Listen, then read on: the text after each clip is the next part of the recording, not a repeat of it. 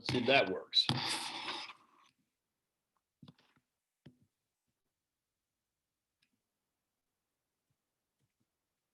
that working? Let's see here.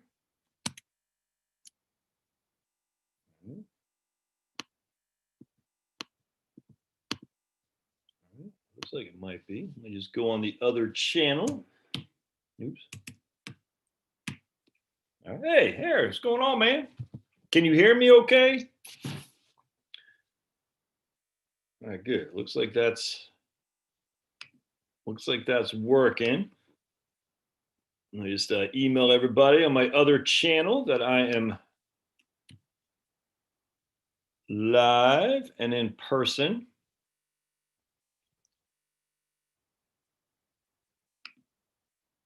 Trying to get the hours built up in this other channel. Right on.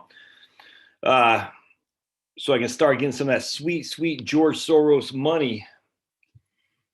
All right, good. So let me hold on just a second.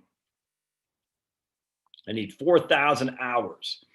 I think I'm about 1,500 or something like that right now. That's how it works to get monetized on YouTube. You need 1,000 subscribers and 4,000 hours watched.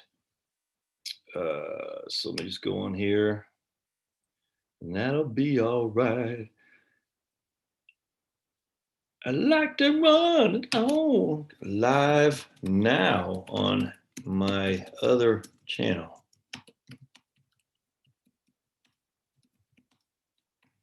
Let's see if that works. All right, cool.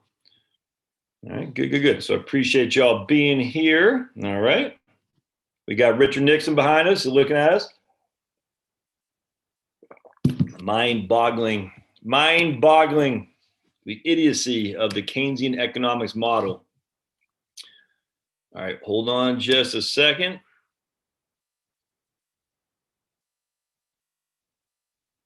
All right, that looks good.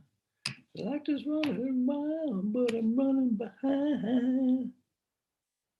Yeah, well, right on, Harry. I 100%. All right, sweet. Looks like we're good. That worked. All right, cool. All right. So I want to share a story with you. A couple I just got off the horn with earlier today. It's actually pretty interesting. So I dealt with two. This is what makes America great. Two immigrant families. One from Hong Kong, and they came in there as children. Basically, I think 12 or something like that. The other from Poland, who came a little bit later in their lives. I think young 20s or something like that. Anyway, what's up, Dan? Leaving California for the Pacific Northwest.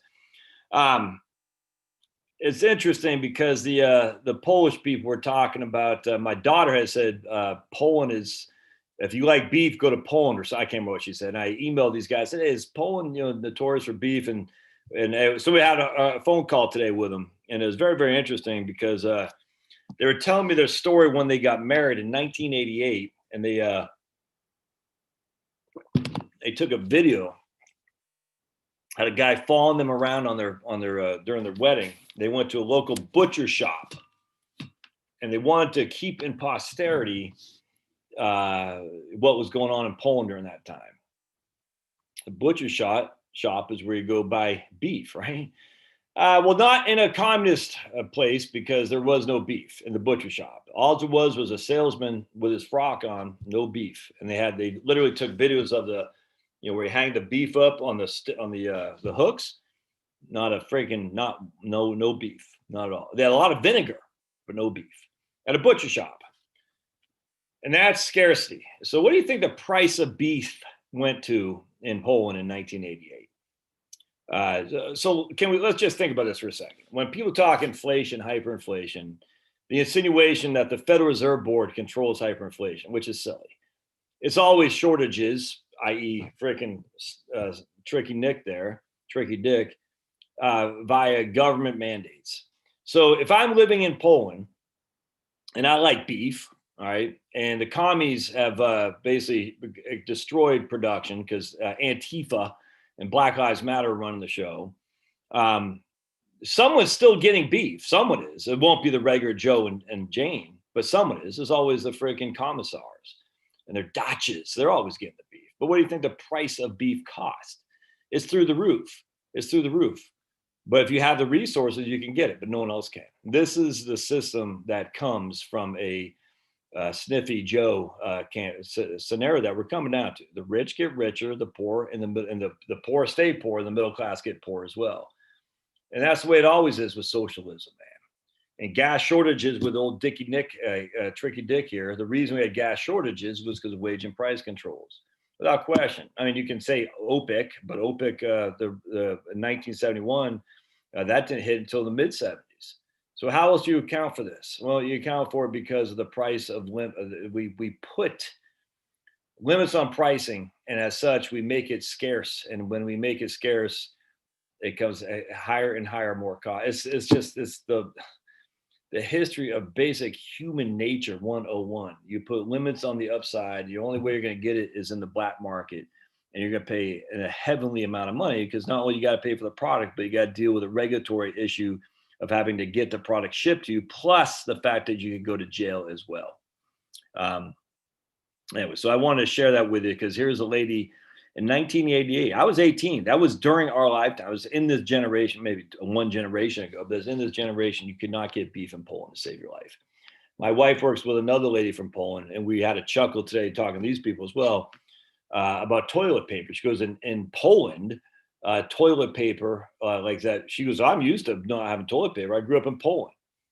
This whole thing about, America, we're not taking care of our poor. The whole thing just bothers me. It just freaking pisses me off. And on part two of that is this whole thing too, that we are somehow exempt from the basic laws of economic and human interaction. And we're just not, man. We're not exempt from it. It's crazy. Now, with that said, what this lady was saying to me, she goes, because we're talking about, being poor, in retirement and stuff. She goes, look, man, we didn't have any beef. We were eating seafood, but we didn't have any, because, seafood, they could go, I guess seafood wasn't in abundance, but they did. There's cheese. I don't know if y'all remember growing up with government cheese. We had government cheese and stuff like that, powdered milk and whatnot. The facts are, when you're like this lady was saying, she look, man, I don't want to go back that road, but I know I can survive. So all these people griping about freaking this, that, and the other. It's survivable. It might not be great. In fact, she said something that's very interesting to me, because, I grew up in Maine. I didn't even know we were poor. I didn't know we were poor until we met rich people. And when I mean rich people, they weren't rich. They just were richer than us, because they had cars, they had cable TV, color TV. So if you had a car, a cable, color TV, you were rich. Well, that wasn't rich compared to many other people, but for us it was. But you didn't know you're poor until you come across other people who have more money than you do, if that makes sense. So when you're just best orange American cheese ever. So when you're just sitting, doing your own thing, you don't know you're poor. It's all relative. I don't know if that makes sense. It frustrates me when I hear all these people, that America is somewhat exempt from the laws of just basic human interaction in nature. No, we're not. But B, oh my goodness, I can't quit my crap old job because of what? You're like, dude, where have you been? The whole world has been. I remember when Ford gave out the cheese. No way. Really? Like Ford Motor Company would say, here's your ration. Well, that's what she's talking about too. Rations, the ration. This is 1988, the ration cards for shoes. I'm just crazy. I was like, and it changed. And it's so much depending on how old you were too. And also depending on if the government liked you or not. So if you were not in the good graces of the government, you got less rations than everybody. The whole thing is insane. And we're going to that, man. It's nuts. But anyway, she survived and she lived to tell about it. And, the idea that we're not going to survive is silly. But the sad thing is we've seen this story before. And all it took was 2 votes in Venezuela to make Venezuela the wealthiest country in South America to what it is now. Just 2 votes. Yeah, that's what I'm saying. This idea of divine intervention, which I truly believe it was, but doesn't mean it's divine. Oh, Gerald Ford, gotcha. Doesn't mean it's divine forever. It just means it was divinely founded. Yeah. Javiera says, only spoiled kids say that. My parents came to this country with nothing, decided to work hard, achieve the American dream. 100%, man. And that is where the immigration is a wonderful thing. And I'm assuming Javier, some sort of Latin name. So we have Javier's folks from Latin America, Central America, Mexico, I don't know. But we got Poland immigrants I talked today. We had Hong Kong immigrants come here, and they do wonderful things in this country. And it's freaking awesome. I love it, man. And I would not trade that for anything. But all it takes is two votes. And so those who say, why are you guys so guarded on, calling what we know, what I'm saying, blinky blinky, because it doesn't take much to have a great thing go to south. Venezuela leads the example. All right. So I want to share that with you. Oh, secondly, and look, we all have issues like this, but there's a young man who got in a critical car crash on Sunday night at my daughter's school, who my daughter knows, had a couple classes with. He was a junior in high school, and they just took him off life support. And a 17-year-old guy, it's you just don't know, man. And it drives me crazy it drives me crazy when all this talk about coronavirus, which they're tragedies, but every life is a tragedy that is lost too quickly. Every life is a tragedy. And it bothers me actually when all this folks on coronavirus, but no one else is, what's up, CB? No one else seems to have any sympathy for anybody else. Anyway, so this high school kid is taking off life support. They had a candlelight vigil last night, and it looks like, it's not long for the world. It's just horrible. And, you just gotta, it just once again proves that all your good planning, what does it say? Man proposes, God disposes. Is that what it is? We make the best plans and God's up there laughing. So just enjoy it. So quick prayers. We're just going to say, Lord, we just pray for this young man back. And, if he goes to you, that's a win in your calling for sure. It's sad for his parents, sad for his mom. We just praying in Jesus' name that they can recover from losing someone so suddenly. Oh my goodness. It's a tragedy. The ultimate tragedy is not knowing your love, though, because we love us no matter what we do. We just have to ask for it, ask for forgiveness, and just get on our knees to recognize you sent your only son to die in a horrible death so that we may all be free for eternity. We pray in Jesus' name, amen. All right, so let's, would Venezuela be in anywhere near as bad as a shape if it was not for the U.S. We're having this debate now about Venezuela? It's always the U.S. Are you kidding? I mean, look, are you kidding me? Cuba would be a utopia if it wasn't for the U.S. The Soviet Union would be a utopia if it wasn't for the U.S., even though we supplied them the grain. If we didn't supply them the grain, they'd all be destitute, starving, more so than they were. When do we hold the commies accountable for their being commies? Literally, would Venezuela be in the shape it was if it wasn't for the U.S.? I hear this stuff, I chuckle, man. The animosity towards his own country is nuts. I don't get it. This is where the libertarians drive me up the wall because they say the same things. The U.S., the military, blah, blah, blah. Like, man. All right, so let's read my man. Oops, I guess you can't really see it because my thing. John Bogle's Common Sense on Mutual Funds. Because don't forget, many European countries are still trading. All right, so I want to share with you. I want to share with you my notes. You can see lots of notes in there that I've taken. I don't know if you might not be able to see it. I just want to kind of go over some of the highlights of this because I think it's pretty good. Lots of good stuff in here. And I'm literally just going over. I have not opened this book in a few years.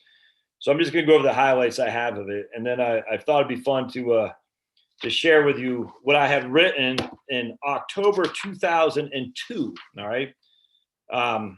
In October 2002, I had written all these notes in here on the back that you can see. And I thought it'd be fun. It's kind of like to read back what I've written back then, going on 20 years now and see where things are shaking out in relative to today. So first and foremost, this is my signed copy from Sir John Bogle. I don't know if he's a sir. He's a sir in my mind, but probably not in England because, I don't know. Dedicated to Walter Morgan. You might remember the Morgan Fund. Founder of Wellington Fund, dean of mutual fund industry, fellow Princetonian, mentor, and friend. All right, so let's just, I'm just going to read some of my highlights, man, and just see what we got. And we'll just go from there. But it looks like I got lots of notes in here, so we'll see. All right, so long, and then actually it just had someplace I want to, yeah, right here. All right. We're going to start.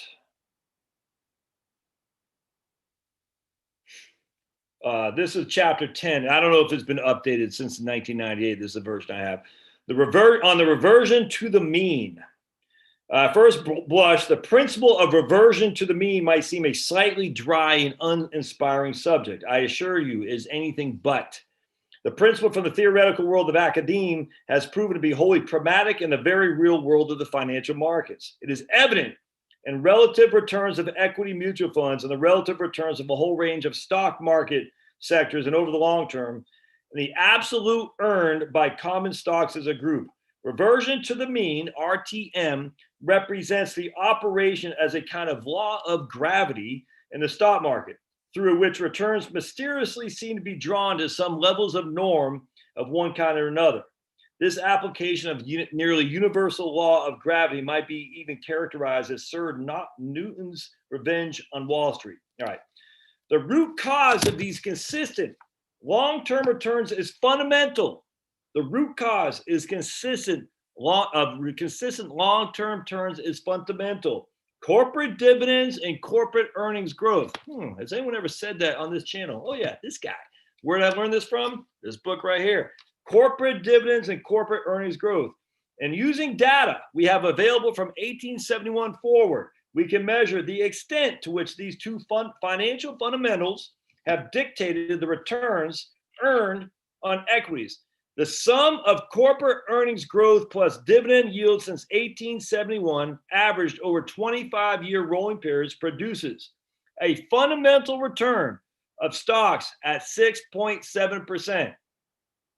This figure precisely matches the actual stock market return, real stock market, that's negative inflation or net inflation, of 6.7%. Meaning that the role of speculation was neutral over time. The role of speculation was neutral. This precise equality of the two returns during this 27-year period is a remarkable tribute to the long-run rationality of the financial market. So, let me just, Wilma says, why a second channel? Just because in case I get banned from the first, I want to have another form of revenue on this one, Wilma. I'll probably do more political stuff on this one, frankly, more anti-green stuff, more of that. I just, if you follow the Urban Farmer, my man Curtis Stone up there, he's got like this huge backlog of videos that are, I don't want YouTube ban them. I put too much time and effort. Look, I can freaking bark at the moon and scream at the clouds. It is what it is, man. I'm not, look, trust me, I will never go away from offering political commentary on any channel, but I just want to make sure I have a second source in case that one is banned and one I have another place to go. Because as much as I like, I'm on Rumble, I'm on BitChute, I'm on Parler, I'm on MeWe, and you can see it all in there in the show notes. The facts are YouTube is still, as we sit here today, the premier video channel of, it's just, that's all there is to it. And Google is still the premier search engine. That's all there is to it. And Google owns YouTube. As we can freaking scream bloody murder, or we can just say, let's use the commissar's work against them, essentially. And that's what's happening here. And that's what I'm going to keep doing. But with that said, the commissars are still in charge. And they're still in charge by the facts that they run things. So we're going to use their tools to hopefully, essentially, like I think it was Marx who said, we're going to sell the not Marx, it was freaking Lenin, I think. We're going to sell the capitalist the rope for which we hang him. And the same kind of scenario is playing here. We're going to use their own tools against them. That makes sense. And, I mean, at the end of the day, that's, you still got bills to pay. You see what I'm saying? And as such, I got to make sure the overlords don't ban me out. Right now, they still could. Absolutely. All it takes is one person say, I'm reporting you. I'm so offended. I had a guy on here the other day said, I'm reporting you false information. I said, Can you imagine a grown man, like literally saying, I'm reporting you because I don't like what you say. I could, like, it doesn't even compute. I'm reporting you. I mean, I can't even, who? To Zuckerberg? I want Mark Zuckerberg to save me from, it's like literally the most infantile, weirdest thing there is. It's the craziest thing. I laugh at these people. Sadly, as we sit here today, they have some power. It's nuts. And so that's why I'm doing the second channel. Right on, Kirk. Just got my new Days of Praise, by the way, by ICR. Well, this is last time. But every quarter I get, ICR is the Institute for Creation Research. You're a creationist. No, I'm not necessarily a creationist at all. That's what the ICR is, Institution of Creation Research. I like seeing all points of view, all the points of view. All these people say, like, it's weird. They just say, I've heard, because this is what I hear. Well, I heard creationists think the world is only 6,000 years old. Some do, not all of them do. I heard this. Oh, let's see. Let's read it. Let's see what they say. Maybe they make some stuff that challenges orthodox. I just like to challenge orthodox. I don't know if it's just, I think it's genetics, actually. I think it's just the way I was born. I don't trust authority as far as I could kick it. And as such, I'm always looking for, if this is the dominant point of view, what are we missing? And if you look through history, the people who challenge the dominant point of view are usually, hung out to dry for sure, but they usually open up a path that ultimately becomes the dominant point of view. So anyway, every quarter, Days of ICR, Institute for Creation Research, I send them like $100 a year. Sends me this thing, Days of Praise, which it gives you just a scripture. It's fantastic. So here's October. Let's do we got? I don't think I have today. Yeah, I'm waiting on my. So here's October 10th. The Great Physician. I'll get back to Bogle here in just a second. But when Jesus heard that, he said unto them, they that are whole need not a physician, but they that are sick. That's in Matthew 9:12. It almost goes without saying that a person who is seriously ill will do anything to regain health. But the sad fact is, few people really pay attention to their health until they are threatened with this loss. Ain't that the truth, brother? On the other hand, testimonies without number have been chronicled that relate an individual's refusal to acknowledge the claims of Christ until he or she has been stricken with personal problems or physical illness. You've got to be on your back before you look up, so the saying goes. But what does the great physician have to offer the one whose health seems to be strong from an outward perspective? You see what he's saying here. This is why Jesus says it's easier for a poor to get through to heaven than it's easier for a camel to get through the eye of a needle than a rich man to get through heaven. Because until you think you need God, you don't need God. That's what you think, but you do. But what does the great physician have to offer the one whose health seems to be strong from an outward perspective? Oh, it's so fundamental. When you're wealthy, I don't need God. I got it going on. But that's when you need it the most. And if you read Screwtape Letters, what do I do with Screwtape Letters? He talks about that. C.S. Lewis. Oh, man, did I put it back? He talks about that, Screwtape Letters, about the devil is the best when people think they got it going on. They just turn off the world. They just turn off the eternal, and they just focus on the temporal because they think they got it under control. It's crazy. And I guess I put it back there. It's nuts what Screwtape Letters talks about that, man. Yeah, right on, Kurt. They've been hard on faith, without question. Actually, this whole thing has been hard on my faith in humanity, frankly, which probably is not a bad thing, to be honest with you. All right. Instead of being well, however, the Bible says that everyone is born into this world with a dreadful disease in our soul called sin. For all have sinned. All have come short of the glory of God. You know who that includes, by the way? Mary, the mother of God, the Pope, right? I just want to be clear. All have sinned.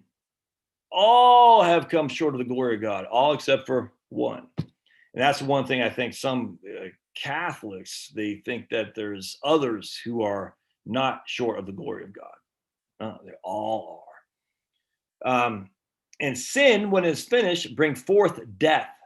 The sin disease is most tragic when we do not feel it and do not know we have it. because thou sayest, I have need of nothing, and knowest not thou art wretched and miserable and poor and blind and naked. Jesus Christ is the only one who can heal us. Neither is there salvation in any other way. And just as he never sent anyone who came to him on earth for physical healing, so him that cometh to me, I will in no way cast out when he comes seeking salvation, when he comes asking for forgiveness. Certainly one of the most important steps in this process of healing, of being healed, is of our own sickness, is recognizing our own desperate need for healing. When we say, be merciful unto me, heal my soul, for I have sinned against thee, he will respond with forgiveness, grace, and healing. Look, you got this one, that's it. It's all, I got to take that thing off. That's it. It's literally, I don't know, 150 words. You can read that in 2 seconds flat, man. And not to do it is because you don't think you have you don't think you need to. Look, I'm guilty as charged.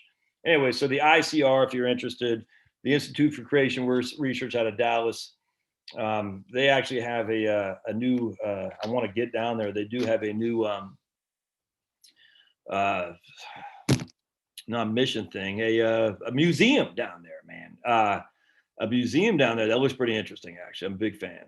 It's interesting, but go in with your doubts.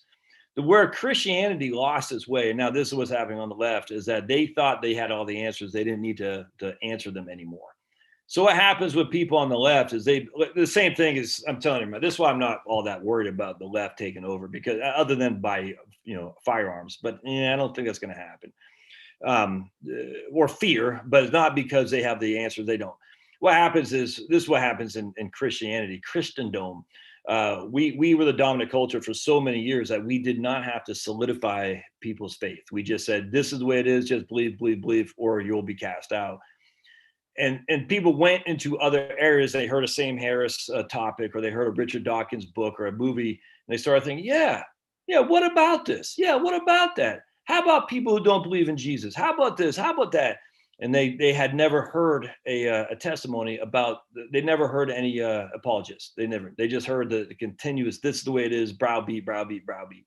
Don't you challenge it? To challenge it is a question of your faith. No, not in the least. So never heard any answers to pretty simple questions to ask, frankly. And as such, they were very well swayed away from the faith, because a simple answer would have gone, a simple question would answer just like that. Like, I don't know. I don't know why Jesus did what he did. I don't know what happens to, I don't know. No one knows, because I'm not God. Only God knows. Very simple stuff. You don't have to have all the answers. You say, I don't know. That's one thing about faith. We don't have all the answers. We can't prove it. And Christians forgot that. And they forgot to teach. They just said, we are the dominant culture. As such, people will adhere to us because they don't want to be outside looking in. This is what's going on in the left now, is that we're seeing a lot with various lefties, Tim Pool, Bridget Phetasy, many coming from the left. And they're like, I didn't sign up for that. I got white sons. I don't want my white sons being Me Too just because some chick was freaking upset. I don't know what it is. And so they're starting to say, that's not what I signed up for. And you're seeing it, and you're going to see it more and more as a browbeating continues. The beatings will continue until the morals improve.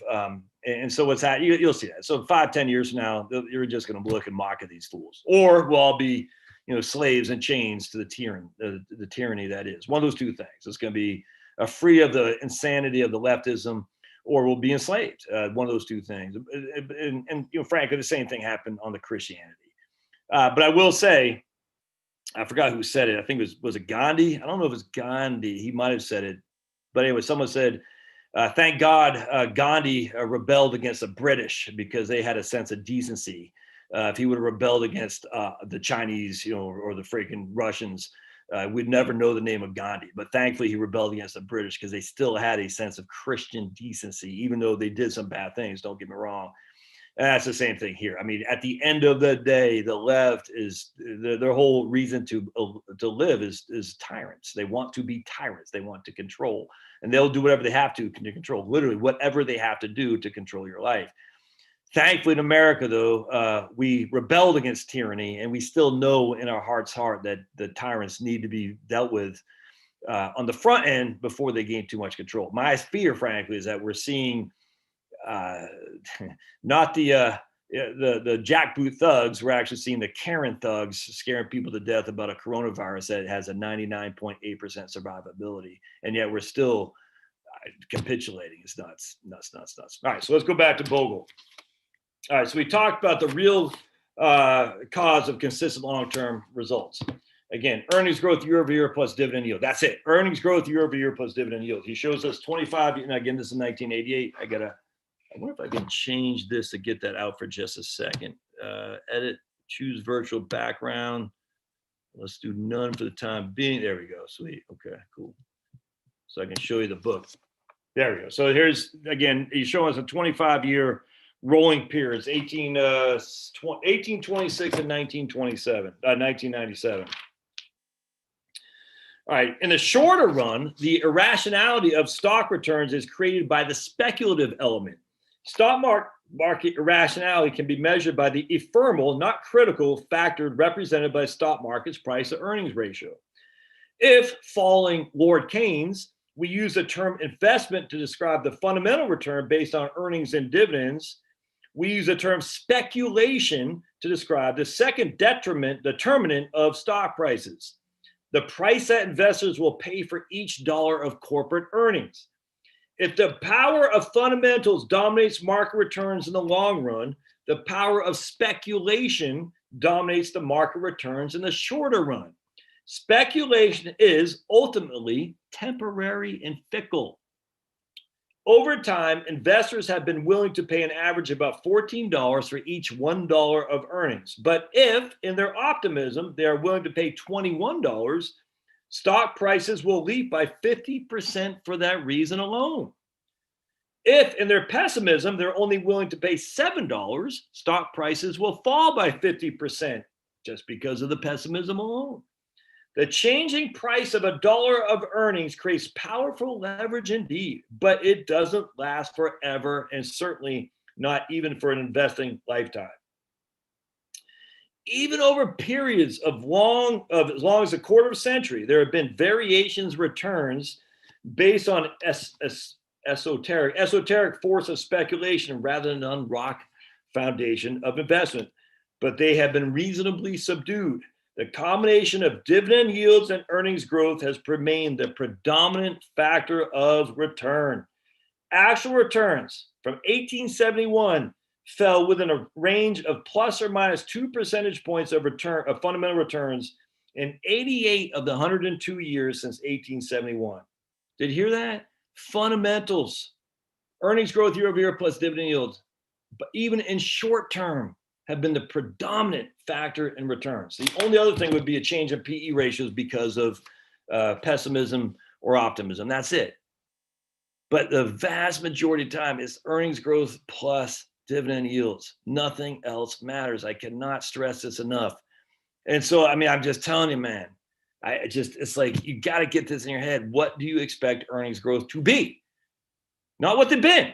What do you expect them to be? And then you look at what the dividend yield is. We know what the dividend yield is. It's 2.5. That's it. So the dividend yield of the equation, X plus Y equals Z. Well, we know what X is, the dividend yield. Now we need to know what the earnings growth is to get Z. I'll get in this a little bit more.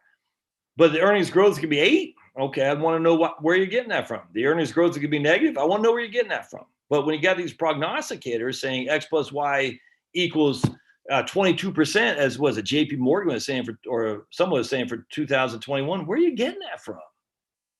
Other than you're saying there's going to be huge speculation. Well, again, you're just speculating on people's ability to pay more for a dollar of earnings. And that's gambling. That's no different than gambling. It doesn't make sense. That's not investing. All right. The additional, let's see. To illustrate how these differences between fundamental and actual returns have worked in the past, let's compare the role of investment and speculation in two very different climates. In both examples, I rely on the nominal rather than the yield, rather than the real stock returns. When investors move from pessimism to optimism, as in 1942 to 1967, a fine fundamental return of 12.8% was supplemented by a speculative return of 2.6%. This additional return represented the annual impact of the upward revaluation represented by a 95% increase in the price of $1 of earnings, from $9.50 to $18.10, bringing total return to 15.4. On the other hand, when optimism turned to pessimism from 1958 to 1983, the reevaluation of $1 of earnings reduced the price of earnings by 40%, from $19 to about $11.80. This annual impact of this reduction was negative 1.9% over the full 25-year period, taking the fundamental return from 9.7 to 7.8. With $1 of earnings today selling for $27, I suppose it's fair to say that our future expectations ought to be held in check.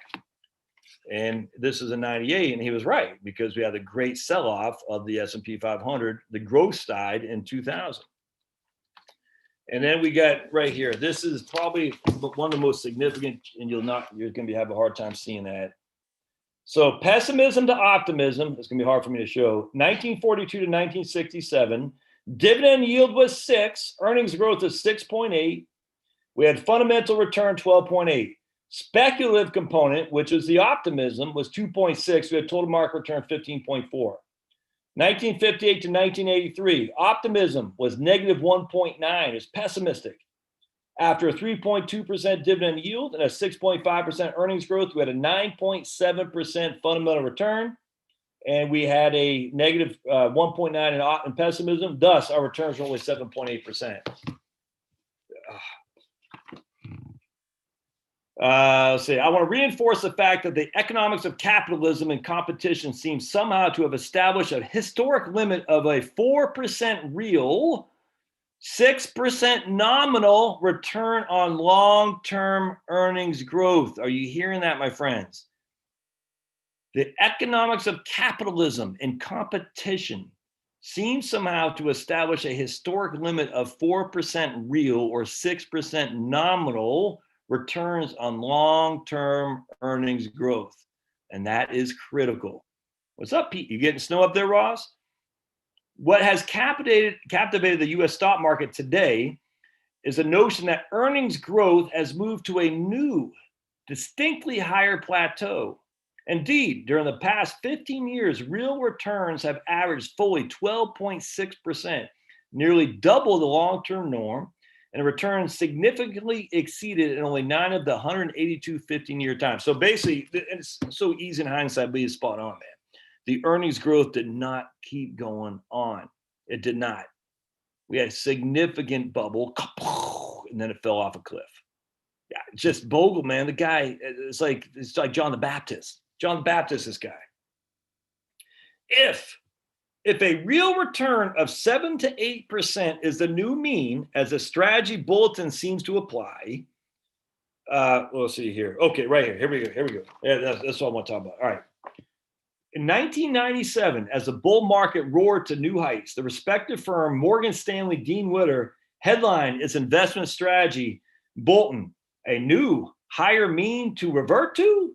The bulletin began by saying, as the fat returns from U.S. equities keep piling up, you have to wonder if this brave new world, a historical returns of 6 to 7% real, are obsolete and have to be revised upward.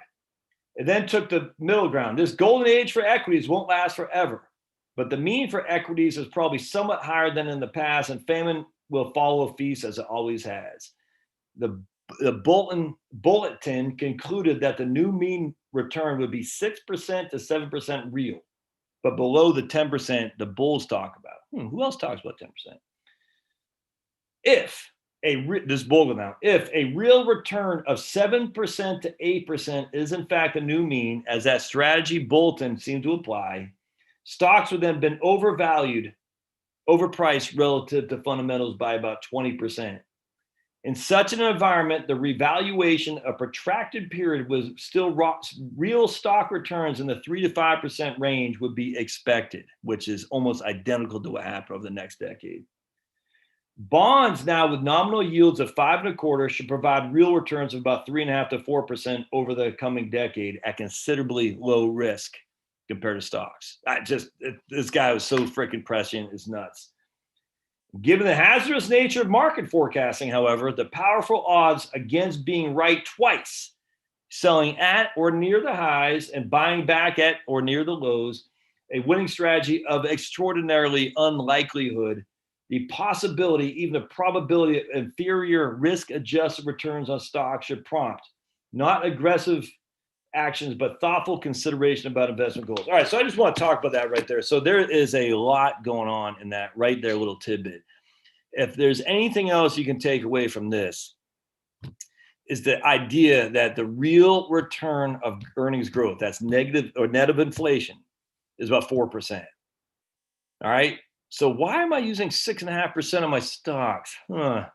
Interesting. Well, because we have a real return of earnings growth, basically the fundamentals of capitalism going to the dawn of the industrial age, plus dividend yield of 2.5. 2.5 plus 4% equals, ta-da, 6.5%. That's your real rate of return, net of inflation. Now I'm using 6.5% as stocks, all right, because I'm using 2% plus, I'm using 6.5% on growth on stocks plus, wait, what am I doing again? 6.5? Yeah, with a 2% dividend yield. Off the top of my head, I can't remember. But anyway, either way, that's what I'm using. Just right there. 4% rate of return on earnings growth plus 2.5% dividend yield. That's without inflation. So with inflation, that's what I'm doing. With inflation, I'm using a 6.5% rate of return. And then we got a 2% inflation. I can't remember. I got to go back to look at right capital. Either way, that's how you're going to get beyond that. How do you get like a 10% earnings growth year over year? Now, here's the problem that we have is we have to contend with government regulation. I mean, that's the issue. We haven't been in a capitalist society for years. All these people, it's not capitalism. We're dealing with a corporatism. There's no capital. It's not even freaking what do they call it? Crony capitalism. It's not crony capitalism. It's corporatism.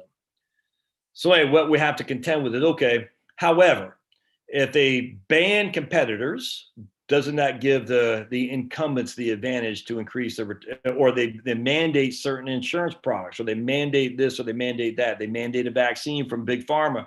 And if you don't, you go to jail. I mean, all these things. Yes, that would be an issue where you have to say earnings growth for that specific firm are potentially higher than the regular norm because of government regulation. You have to assume that, but that's not going to happen across the S&P 500. It'll happen to some groups, some sectors, certainly some incumbents, individual companies, but it's not going to happen across the board. So you'd have to say, okay, well, that might well be. You can't extrapolate that to the rest of the S&P 500. You still got train companies, you still got travel companies, you still got airlines. That's what I'm saying. The S&P 500 in of itself isn't just big pharma, isn't just big tech. It is a bunch of other things in there as well. So what might be good for the goose is not good for the gander, if that makes sense. So you just can't say, well, regulation is going to favor Google at the expense of whatever. Yes, that is true, but that's just one sector, and that sector right now is overwhelming the S&P 500, but that won't always be the case. The point about this is that if you're saying Dave Ramsey-ish or any freaking fool out there that I expect a 12% real return or even a 12% nominal return, nominal means before inflation, real is after inflation, I would simply say, how are you going to get that? And there's only one way to get it, because you're not going to get it earnings growth year over year. You're just not. You're not getting 10% earnings growth year over year. It's not happening. Again, in certain sectors, maybe, in certain companies, maybe, but it's not going to happen in perpetuity. It just won't. So you say, okay, maybe I'm getting it earnings growth year over year for that 1 year, but just for a long-term investor, when I say long-term, I'm talking 3 to 5 years. You're not getting that. So if you're not getting 10% earnings growth over year, let's just say 6 nominal. That's all you're getting in the S&P 500. And you're getting 2%, 2.5% dividend. So we have 8.5% rates of return. You take out 2% inflation, you get 6.5 real return. If someone's saying they're getting 12 or 10, you say, how? How are you doing that? And they're going to say, well, historically. Okay, well, as I showed you here, look at the dividend yields. Historically, dividend yields, 6% from 42 to 67, 3.2% from 58 to 83. All right, so historically, dividend yields are significantly higher than they are today. Earnings growth was 6.8% from 42 to 67, the heyday after the war, all right, 6.8%, and 6.5% during the inflationary time from the 60s through the 70s. So you can't sit there and say, well, earnings growth is going to rise like crazy when it didn't during the heyday after World War II and during the horrible time of inflation and Carter and Nixon. It just did not. So where's this earnings growth going to come from? The only way you can justify significant rates of return on stocks are people are going to pay higher and higher and higher prices per $1 of earnings. That's it. So that's speculative, as Bogle says. And that would make some sense, actually, because the competing alternative, unlike Bogle was saying, which is 5.25 on risk-free bonds, that is no longer. Now those are freaking less than 1. So you can make an argument, as we've done, the PE ratios inherently should be higher. The PE is the speculative nature of this equation, which is pure speculation. And why should they be higher? Well, simple. Because the bonds aren't paying anything either. And the bonds are paying freaking less than 1 on a 10-year treasury. It makes sense to have a 33 PE, which is why I took issue with freaking Schiller yesterday, Robert Schiller from Yale, a Nobel laureate, who said, basically coming up with this ECY thing. I said, dude, which says we're changing our CAPE because our CAPE hasn't proven anything for the last 15 years, essentially. So now we're going to get a new model, but based on the same information. Because now his new model includes the low treasury yields. So, wait, what? Where you been? And he won a Nobel. All right. So here's my man Bogle. In a retirement plan, I would suggest balancing the potential risk and return by centering on a 70% equity, 30% bond portfolio. I'd shade equities higher, up to 90-10 for those at the beginning of their accumulation page. I do, Ross. I still own Exxon. I'll never get rid of that. I follow the Warren Buffett model. 20 chips. You got 20 chips, and that's it. You 20 stocks to buy and sell over the course of your life. I need to change the dividend reinvestment. I forgot to reinvest dividends. Stupid, man. So Bogle said for retirement plan, he'd be 70%, 70-30 stocks to bonds. He'd shade equities up 90-10 at the beginning of the accumulation program, provided that they have a healthy appetite for returns, a strong stomach for risks, and an extended time period of 15 to 40 years. For anyone who's making regular investments that are, hey, what's up, Prairie? Hey, you're not in Philippines? Huh? You're back in the U.S.? Back in the USSA.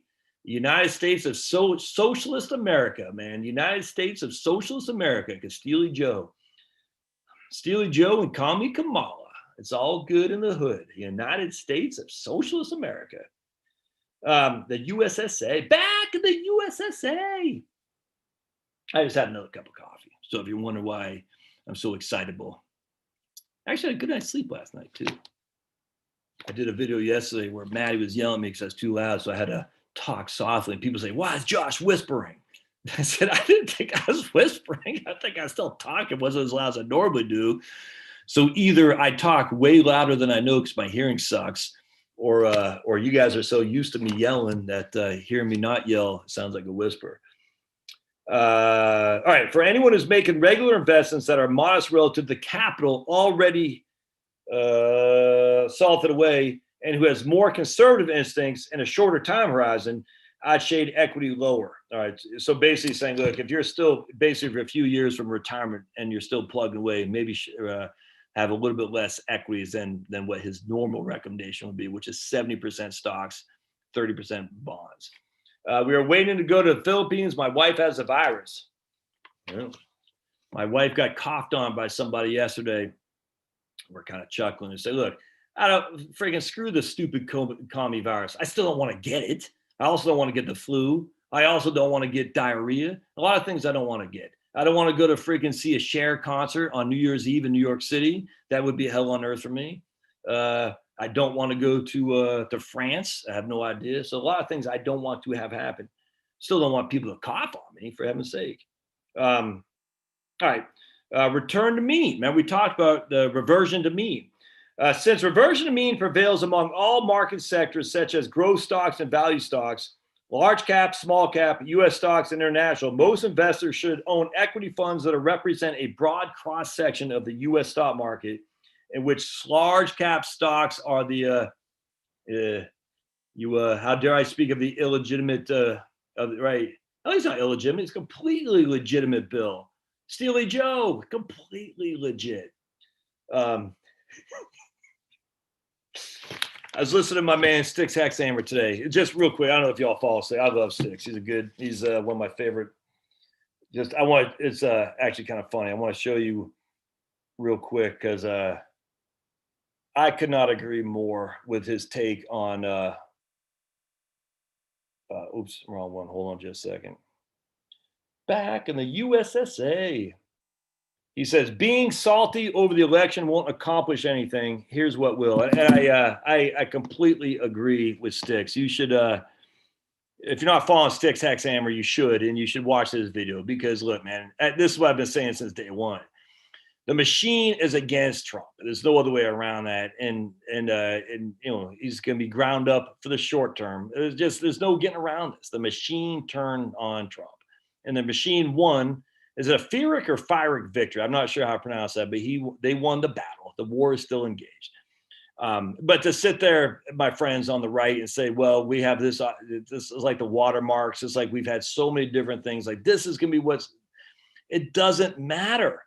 You literally could have Steely Joe doing Steely Joe things. It won't matter because there's no one there to fight the battle. It's just not. And unfortunately, it's got to be Supreme Court. And they're not going to do it. They're not going to do it. And even if they did do it, it's like freaking Stalin said to the Pope. Pope can tell me all day long, you know, he's, you know, the Pope John Paul and not the commie that we got now. How many divisions does the Pope have? See what I'm saying? So at the end of the day, the Supreme Court can even come down on high and say, we appoint Trump as president. It's not going to mean anything, man. It's not. So what Trump needs to do, because the electors are already spoken. It is, man. They've already said freaking Steely Joe's the president. You just got to deal with it. You can get mad and hide your tail and say, I'm going to not vote for the Republicans. I'll show them. Okay, that's stupid. Or you could say, we're going to live to fight another day. And like I say, I hope Trump gets juiced up. Literally, I hope he takes roids, man. Gets roid rage. Gets juiced up, comes back like a freaking WWE wrestler, gets tats, and comes back ready to freaking bowl people over freaking come 2024. Gets on some kind of health regime, you know, eats, stop eating all those carbs, Trumpster, and comes back ready to freaking battle. Get rid of Pence. I got no qualm with Pence, but that's not, no. Pence allowed Fauci and Birx. Got to get rid of him. Get Thomas Massey. Get a real doctor, Dr. Rand Paul, not a fake doctor like Biden. Freaking get him back coming in, man. Let's fight this stuff. And when I don't mean fight in the streets. I mean, let's fight the true battle that needs to be had. Are we a commie country, Venezuela light, or are we going to be a capitalist country? Let's freaking fight it on those terms for once, because the Republicans haven't done that. Republicans been like, we don't like them, but we'll allow you to get 90 yards, but we're not going to do anything. We're going to do, we're not going to put on our uniform. We're just going to complain as they're getting paid by the swamp. No, we need some real people out there to friggin' say, no, we're going to get on the field and we're going to onside kick and we're going to steamroll you guys. Anyway, so let's keep going. Anyway, so watch my man Sticks' video on this today, right there. Here's what will, and I could not agree more with what his solutions are, for sure. His solutions were freaking phenomenal on how to accomplish something in your own personal life. 100%. And again, just for you guys who are late to the show, I was talking to groups of immigrants today. One was a husband, his wife was pretty upset about the election, and they're both immigrated from Hong Kong many moons ago, and you know, they know what the hell's going on. And these other groups came from Poland. All right, so they know how commies operate, and but the lady from Poland was telling me today. She goes, "Look, man, when we got married, we actually had in 1988 in Poland." We actually, and one of the wealthiest, or not wealthiest, one of the prettiest cities in Poland. I forgot what she called it, but anyway, some town. And they actually had a video camera guy, whatever it's called, following them on their wedding. And they went to a butcher shop. This is in Poland, like one of the wealthiest parts, the prettiest parts of Poland under the commie boot. And they went to the butcher shop, and there's no one's in the butcher shop except for the salesperson who has a frock on. It's clean, no blood on the frock. Why was there no blood on the frock? Because there's no meat. There's a Potemkin village, but here they didn't even have a Potemkin village. It was literally empty. So they had the hooks with no meat on there, but they had an abundance of vinegar to sell. Very interesting, she said. And she goes, so at the end of the day, we survived that, and we'll survive this. But we don't want to, but that was a fact, is that in those days of communism, there was no meat, none whatsoever. They did have seafood, I guess, because there's, with Poland's landlocked, but they were able to get seafood in whatever lakes and ponds they used, but there's no meat, no beef, nothing.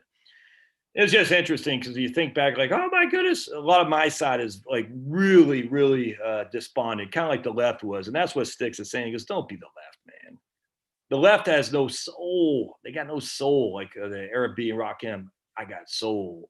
The left has none. We got the soul. And if you have soul, you can't be despondent like that. You can't be a lefty.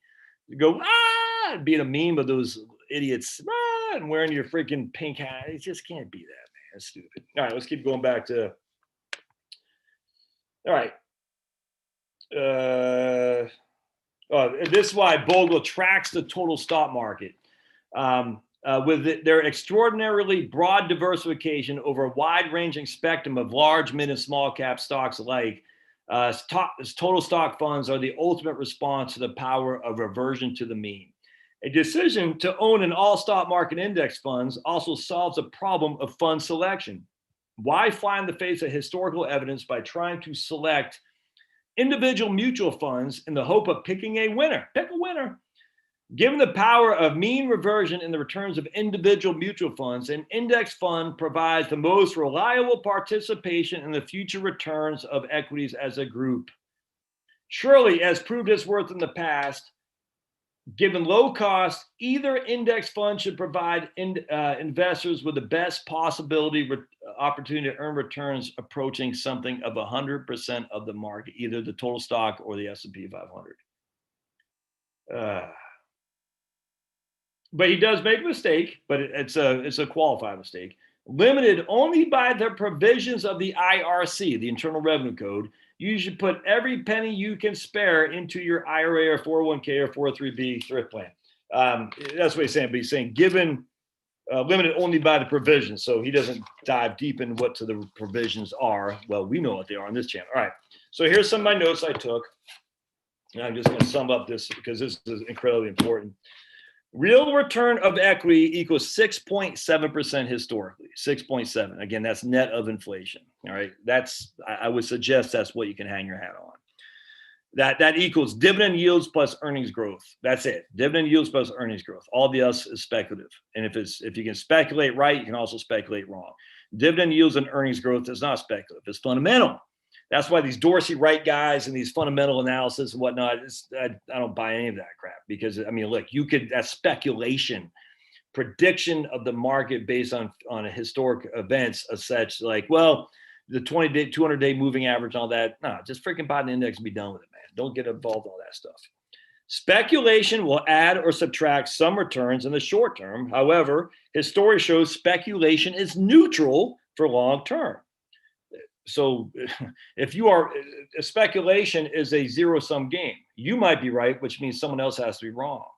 You could be wrong, someone else could be right. That's speculation. Fundamental returns are not zero-sum. Fundamental returns are the pie is getting bigger, like true capitalism is. All right, the speculation. There's no way to predict speculation. However, reason to believe speculation will be negative the next couple of years. I wrote this in 1998. Due to, let's see, buying, okay, let's see, we were, all right, so I want to go back to, there's lots more. I mean, I guess so many freaking things. I don't want to just, right here. Ooh, this is pretty good too. Occam's razor in the bond market. Ooh, it's pretty good. Occam's razor has proven more useful in setting a framework for future returns in the bond market than the stock market, albeit in a very different way. Again, common sense on mutual funds, the new imperatives for the intelligent investor.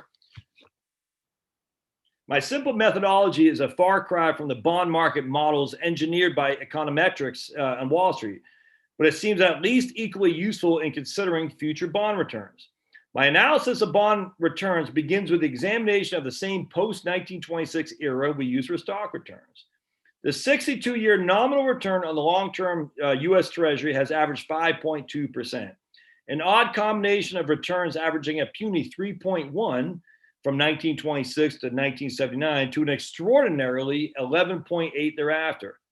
However, Past returns on bonds, unlike past returns on stocks, are devoid of meaning when forecasting future returns. Did you hear that?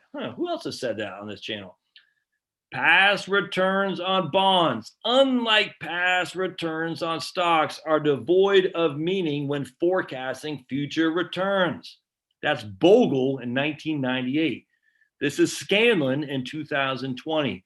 I don't give two craps what your bond returns did before. It matters not. Bonds are your current yield. That's it. No more, no less. It could be less if we went bankrupt. However, sadly, almost no lesson of past history is relevant, except the wrong lesson: never buy bonds. So that's he's saying the wrong lesson. I tend to agree with that to some regard, tend to not to in other regards. Depends on what your situation is. All right. The simple explanation is a correct one, and it further reinforces the Occam's razor concept. The initial interest rate at the start of a given decade is by far the preponderant force governing subsequent returns. It is efficient because the entry yield is a known quantity, just as for stocks. However, the initial interest rate on long-term bonds far surpasses the other two factors that come into play: the reinvestment rate and the terminal end of period rate. So he has this thing where you can see the 10-year nominal bond returns, long-term U.S. government bonds for these decades right there. Let's see here. Yeah, let's see if I can. And you can see in start 1927, end 1936, the initial yield was 3.5%. Actual return was 4.9. Difference 1.4. You can see all that right there. The average initial yield was 5.1. The actual was 5.3, a difference of 20 basis points. And we've got, since this thing, we've actually had more studies that proves a 90 to 95% correlation on current yields and bond returns. It's just that simple. Bonds are the simplest thing to forecast ever in the history of mankind, because you know exactly you're getting whatever your current yield is. You're not getting more, you're not getting less unless it goes bankrupt. So that's fantastic. All right. So let me just read some notes I had on this. I thought it'd be pretty cool. Oh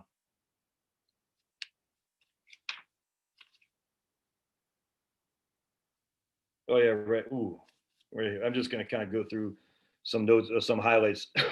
Short-term investment strategies, which effectively ignore dividend yields and earnings growth, both of which are virtually inconsequential in a period of weeks or months, have almost nothing to do with investment. They have a lot to do with speculation.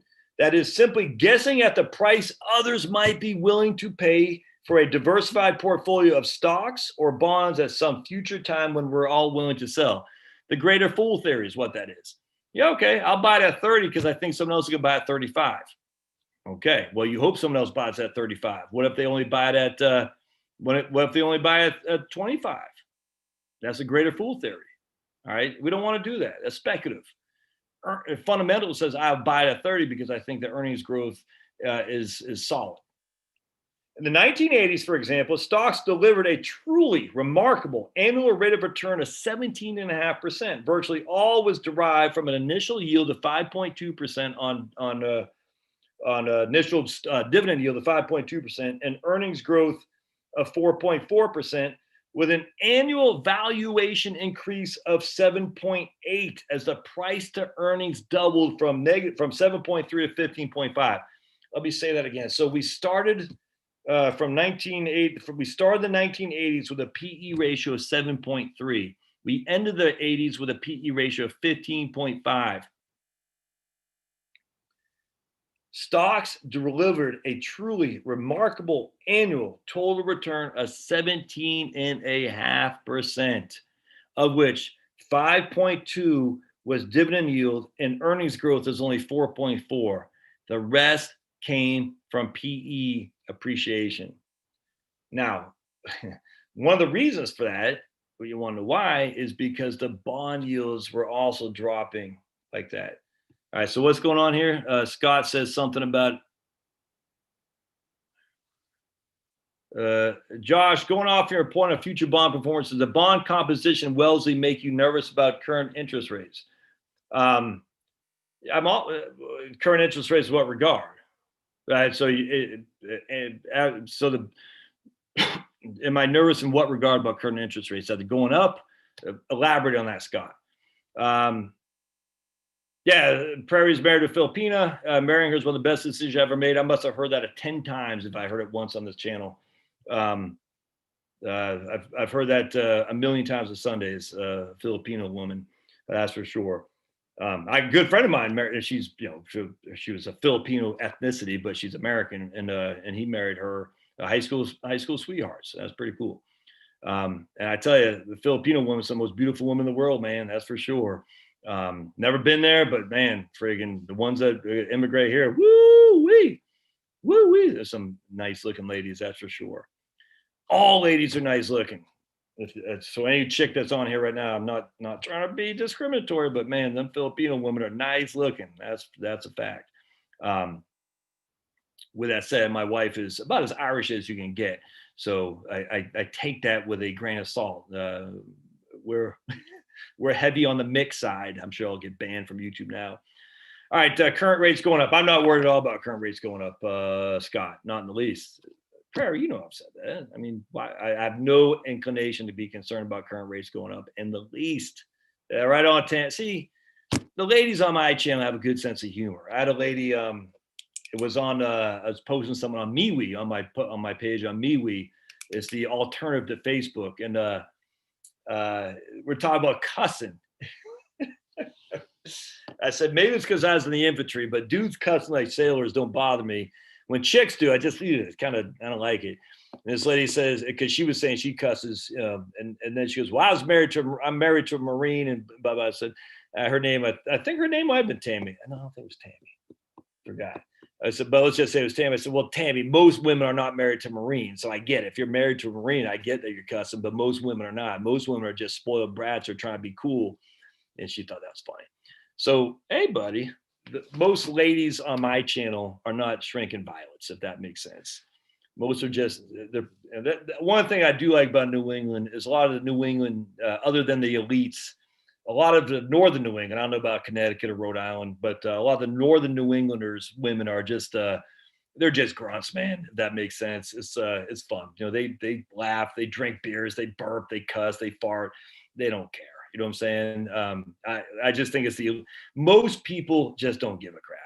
It's the elites, and unfortunately, the elites control everything: the media, entertainment, hell, NFL anymore. It's just it's the elites that control it all. And sadly, it makes when you're an elite, you have no sense of humor. You got to stick up your butt. But most people that I've come across, women, men, no one cares. They're just like, dude, I'm just here to get along, go along, have fun, be silly. It's all good. And if you got a stick in your butt, you're probably not watching this channel anyway, because who's going to watch their channel for me talking?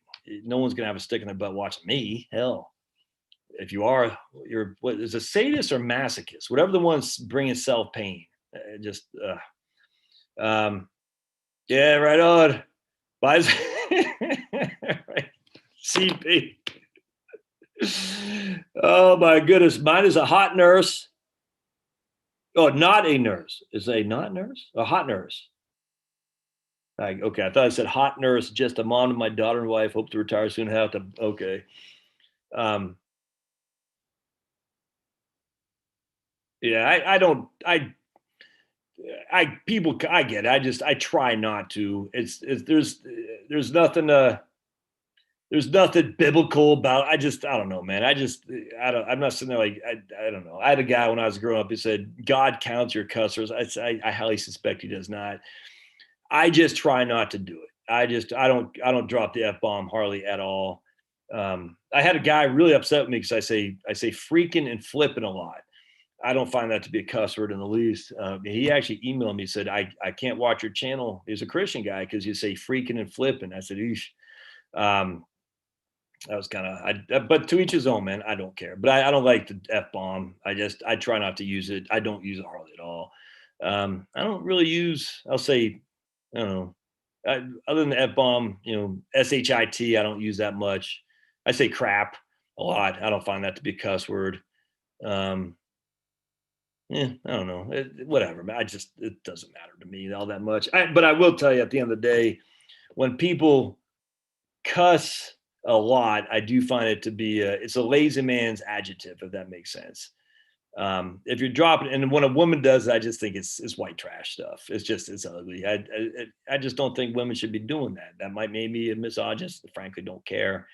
But dudes shouldn't be doing it either. But every now and again to emphasize a point, that's fine. But to do that every other sentence, especially if you're a chick, it's a lazy man's adjective. Freaking up your game.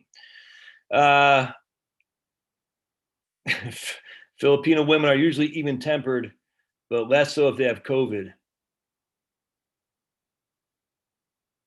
Yes, the only unattractive gals are those that stupid face masks on their face. That's why they're putting the face masks on. Okay. What's your, I don't know what HNDL is. Handle? I don't even know what that is, man. Sorry. Harry was stationed at Kubi. Ross says he grew up with parents who never swore. I rarely do. Well, yeah, you're from Canada, man. You guys are well manicured, if that makes sense. Not like us in America, man. America. Don't tell our secrets, Josh. That's funny, man. All right. So what do I think? I'm not at all worried about interest rates going up. I'm not. Matters not. I mean, look, could happen. And I remember I read this article by Phil Graham in 2009. The Wall Street Journal was an op-ed, and he said explicitly, and I cut it out. I have it here someplace. I laminated it. He said, if interest rates go, this in 2009, go up to just basic, I think like to 3% or so, I can't remember what it was, but it wasn't to normal 5%. He said, if they go up to some, 4%, I can't remember. He said, even if they go up within a spitting distance of normal, interest payments will be the second highest line item in our budget. It's not feasible. It's not attainable. It's just not. So they're not. So remember, the Fed is in charge of short-term interest rate, but the market is in charge of long-term interest rates. And to be a long-term market interest rate lender, you have to have people who are willing to pay high interest rates, and no one's willing to pay it. And one of the reasons because not that many people want to borrow, especially companies. They're like, I don't want to take on debt. I'm not even sure I can survive as it is now. I mean, now you could make an argument, and rightly so, that to take on debt to expand now is maybe not a bad thing when you can freaking buy up. Frankly, this is what I think is probably one of the agendas of the Agenda 21 clowns and the globalists. Make all these businesses go bankrupt so they can buy their businesses and real estate on the cheap with levered dollars. Man, I'm not putting it past any of these guys at all. They could buy downtown property for freaking pennies on the dollar at foreclosure. I was talking to my man Dana from Portland, Maine. Where my brother went to school is a place called Nathan Clifford up in Portland, Maine. And we lived literally we could see Nathan Clifford from our neighborhood. And that was a elementary, middle school, something like that. And I had, it was a park right there, and we used to go out there and just drink beers and all that stuff. Anyway, apparently Nathan Clifford was bought out by developers. It was a school now from the city of Portland, bought out by developers, and Dana said for like $1. And now those developers put in, I think you say high-end condos or something like that. And I know for a fact, I'm not going to research it, but I guarantee the developer is knee deep in bed with a politician who approved that. Garen flippin' it. So Nathan Clifford, we got this big primo school right in the middle of a pretty nice community, right next to USM, University of Southern Maine Law School, and the USM campus. It's a perfect place. It's primo.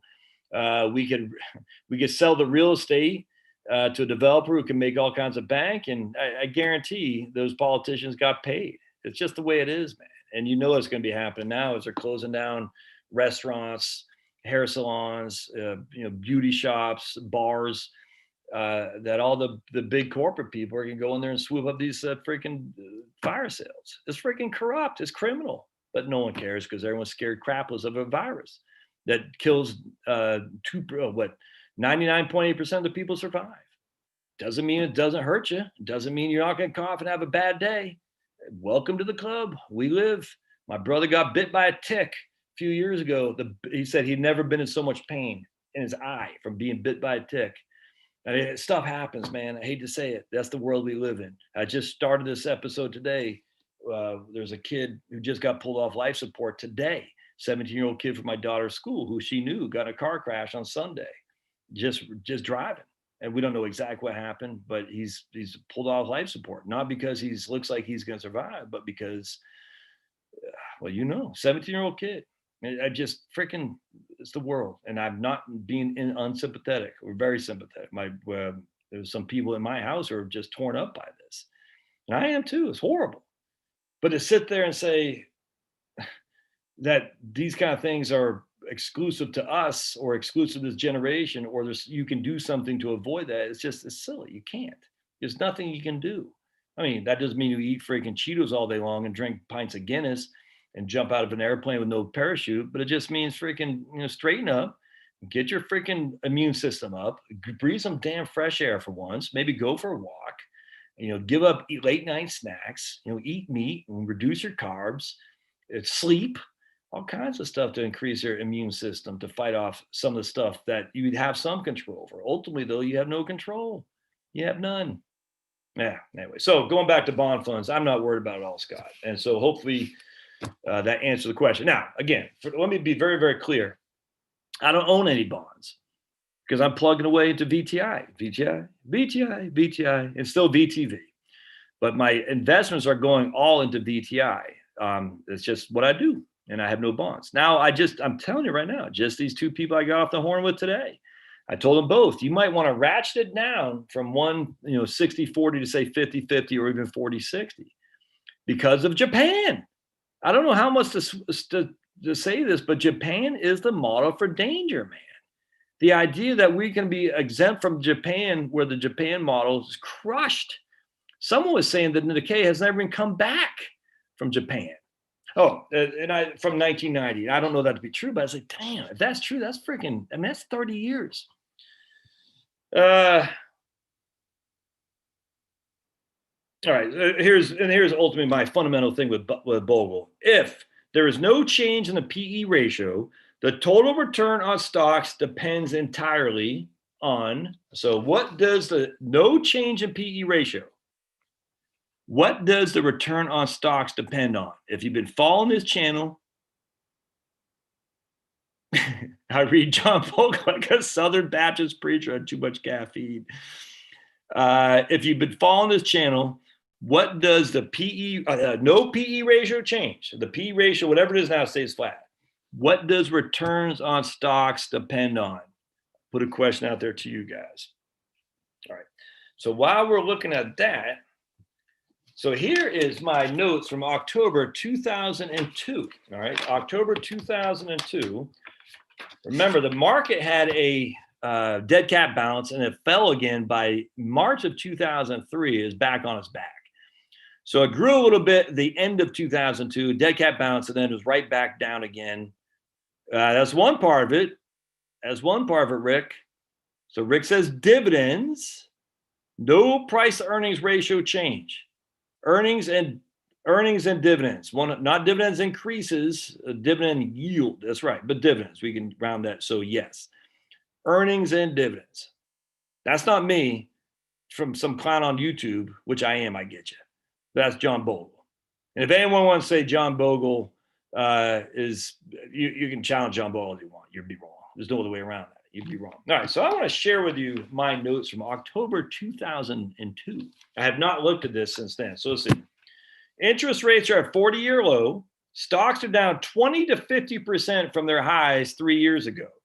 Bonds averaged 10 to 3% gains for the last 3 years. So going back to the concern about bonds did great in the early aughts, which is why Wellesley did so well. I'm going to do another video later on today about Wellesley, by the way, because big fan, first time, long time. I'm actually starting to be keen on the Wellesley for someone about to retire. And this is just a negative Nelly in me, by the way, and I am negative on the short-term stuff. I just don't see, and it has, people say, oh, it's just because Trump lost. No, it has nothing to do with Trump. I tell you, I think I said this on video. I think in some ways it might be, like, I hate the fact the corporatists are taking over the government. I hate that, trust me. But if there's sometimes you retreat in order to take the mountain, if that makes sense. Is this one? Yeah, okay, I'm glad you. John Bogle's book, Common Sense on Mutual Funds. This is from 1998 when he first released it. When I got his signature, that's his signature that I have, that you guys don't.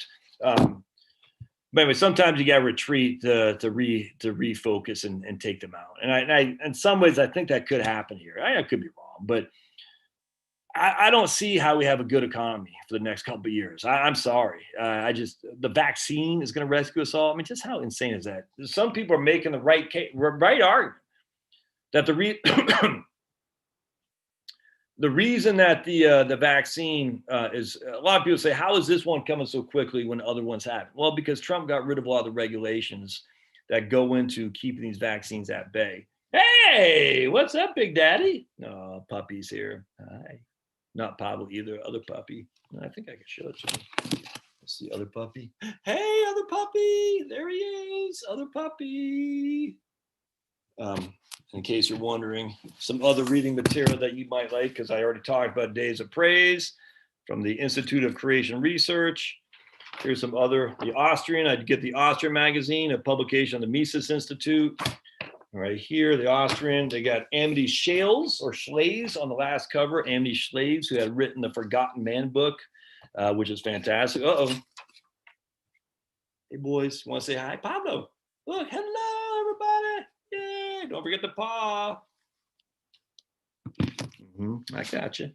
All right, so, anyway, at the end of the day, I don't see how the economy just recovers in a day because of the vaccine. That doesn't make sense, man. So I'm in some ways, I'm thinking this will be the Biden economy, and I don't think it's going to be that good. That's for sure. And as such, I think Biden's the old school racist Democrat. I really do. The old school, you know what I'm saying, from the old days. I think as Biden's ingrained in him. And I bet as the Alzheimer's kicks in more and more, there's going to be a whole lot more of slips of the tongue that's going to put a lot of people at bay of Biden's street cred to benefit blacks. I really believe that.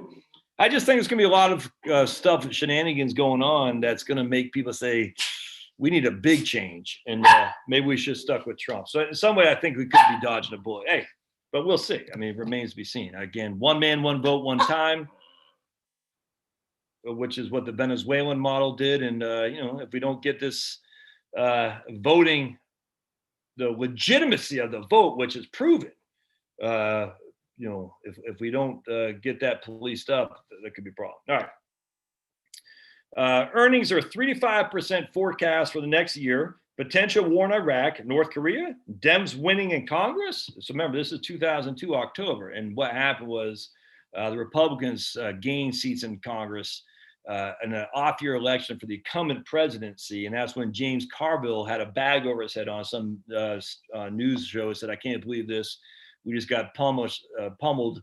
And that's when Howard Dean and those said, "We need to refocus on the values side, the religious folks. We have religious people on our side too. We need to refocus on the traditional values. The white working class is like every time they lose, they say the same. It's just the whole thing. Silly, man.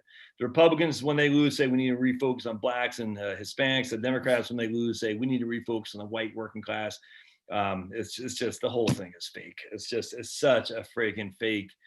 Remember, the Republican Party and the Democratic Party are businesses. They are businesses. Just always remember that. They are political parties, yes, but they are a business. They are in it to make money. That's what they do. That's what they do, make money. That is their business. They have a CEO. They have employees. They in it to make money. They're not in it to lose money, or lose your money, but not their own. They are in it to make money. As such, if you say to yourself, the Republican Party is looking out for me, maybe as an off note, maybe as a sideshow, but they're looking for their business. How do they grow and expand the business? Always. The media will cover for Biden, but at some point he's going to, he can't sit in his basement all the time, Marie. He just can't. You know what I'm saying? And he just can't. So he's going to say something. You ain't black is the beginning of it, but he'll say as he gets more and more. Alzheimer's is an evil thing. If you ever seen it, it takes charge when it just. There's no rhyme or reason to it, and he will say something that's off. If the scary thing about Alzheimer's people is they just say whatever the hell's on their mind. doesn't mean they mean it. And they get mean too, which is why Biden gets angry, because he's suffering. He's a suffering guy. He's suffering. That's why it's freaking, elder abuse. And his clown wife doctor. Again, Rand Paul's a doctor, a real live doctor, physician. Dr. Jill has a PhD in English. Okay. All right. No threat of inflation unless war heats up. That's my notes from 2002. Where is growth going to come? If dividend equals 2 and earnings growth equals 4, inflation is 1.5, 4.5% is real return on stocks, not factoring in any kind of speculation. Speculations increase or decrease of PE ratios. 5-year CD back then was 4.5. So my argument was you could get a 4.5% rate of return on stocks, net of inflation, or a 4.5% return on CDs with no risk. And turns out it was pretty close, because after 2008, that was about right. If interest rates begin to creep up, as we saw for the last 2 weeks, bonds drop, people move into equities. That's why I asked that question. But that doesn't solve fundamentals of low dividend and low earnings growth. Unless Congress changes taxation on dividends more equitable to capital gains, which they did. So they made dividends more equitable to capital gains. That is exactly what happened after 2002, which made QDI, qualified dividend income. Stocks will continue to underperform. Not much incentive for companies to increase dividends due to double and triple taxation of dividends. That's the fact. So the facts are, back then and still to this day, dividends are double and triple taxation. All right. And whereas bonds are not. If you issue corporate debt, you get to write that off your income statement, because debt is a deductible expense. Dividends, what you pay out of is after taxes. All right. That's your net profits you're paying as a dividend. It's called a payout ratio. So dividends are taxed to the corporation through earnings, and they're taxed to the net investor as a dividends. Interest is taxed to you as interest on a bond, but is written off by the bond issuer, if that makes sense. So there's perverse incentive for companies to take on debt and not to advance dividends, especially back then in 2002, when dividends were taxed as ordinary income. Only way yields increase is if share price drops, or if many companies increase their dividend payouts. And we still see today the yields haven't increased at all. We're still where we were. So dividends have increased. The actual dividend payout, yields have not increased. Payout ratios haven't fallen for a long time. The typical payout ratio is like 35 to 55%. I'm not sure what it is now, but I don't think payout ratios have increased significantly. This is October 2002. So yields stay at about 2%. That's why I said October 2002. And that's exactly what's happened. Economic conditions show an earnings growth of 3 to 5%, well below historical norms. Speculation, probably negative on stock returns. And again, this is in October 2002. We just got killed in 2001 and 2. So even if interest rates creep up, without fundamental change in economic conditions, little chance for drastic increase in earnings. Would need minimum of 6% increase in earnings to equal historical norms.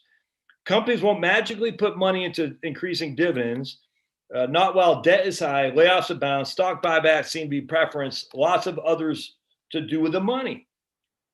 Stock buybacks seem to be preferential. Now, I said that in October 2002, stock buybacks. Not increasing money into increasing dividends, a little bit, but they're spending big bucks on stock buybacks. Isn't that interesting? And I said in October 2002. Maybe at most 5 to 10% dividend increases on a few stocks, but taxation is a problem. Well, we've nipped the taxation thing in the bud. The thesis, and this is my thesis, need drastic change in taxation of dividends to see much increase in stock market as interest rates increase and people move from bonds to stocks. Maybe, I can't read my own handwriting. I can't see what I wrote there. Let's see what else. Need to find how buybacks have affected stock appreciation.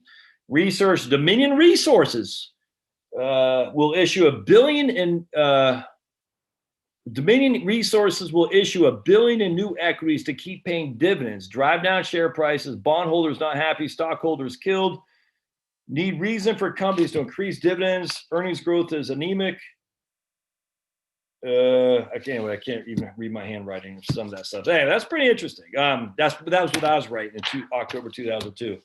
Notice what we didn't talk about in October 2002, the changing technology. All right, so this is back. Did I have a cell phone? I guess I did have a cell phone, but not what this guy does. And that's the one thing that we just don't know. What's the technology going to be going forward? We have no idea what technology will come to fruition. I was listening to my man Dave Cullen from Computing Forever. Read that article from the World Economic Forum that talks about this 2030. I own nothing. I can't remember what it was, and I'm happy. I own nothing. I forgot what it was. I was happy, and they're saying we're gonna have flying cars. And he's like, dude, these guys are idiots. The World Economic Forum is just bad people. And I guarantee John Kerry will be pounding around with Steely Joe at the World Economic Forum, and who knows what they're doing off record. Oh my goodness. Anyway, the issue here is we don't know what technological changes are coming as such. One of the reasons that you gotta be suspect on predicting earnings growth is because earnings growth happens to different companies and different sectors at different times, simply because of sectors being replaced by other sectors. And that's why you just buy the index. You just don't know what you don't know. I could literally say the same thing right now as I said in 2002. And it'd be simple, exact same scenarios could play out most likely over the next 20 years. But it doesn't matter because Amazon, Apple, all that stuff back then were not, Apple was off the mat, but it still wasn't where it is today. Amazon, Google, no one knew what these companies were. Amazon a little bit, Apple a little bit, but certainly Facebook, there is no Facebook back then.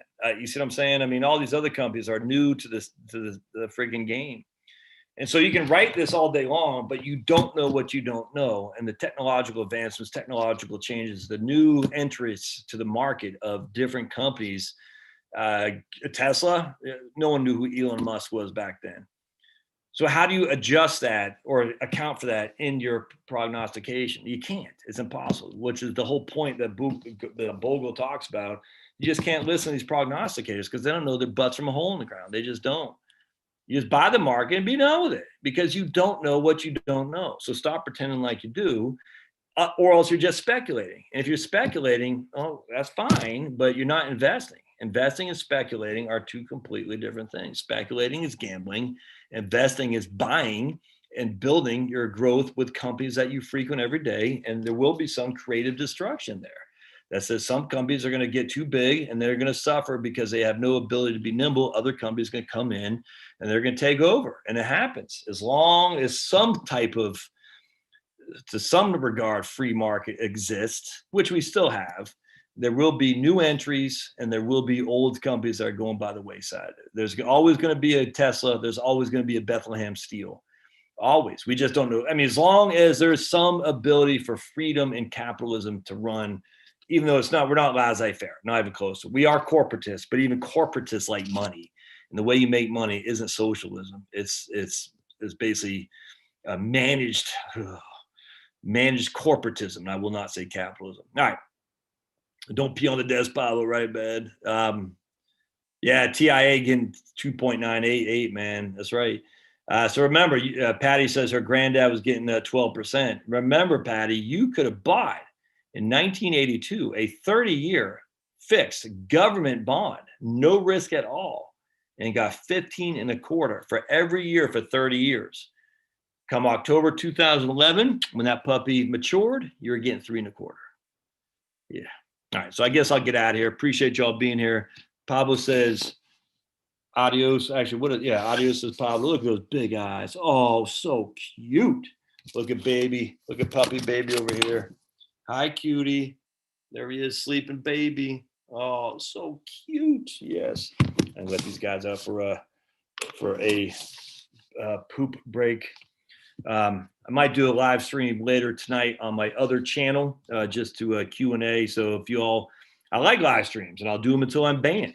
Not sure I'm some point I'll be banned from the platform. Follow me on Rumble. Follow me on BitChute. BitChute, I tell you, man, BitChute is tough because I load videos that just sometimes they load and sometimes they don't. Rumble is just easy. I just like it. MeWe, and there's all that stuff's in the notes. And don't forget, if you're not on my email list, sign up, and we'll see you guys later. Thanks again. See ya.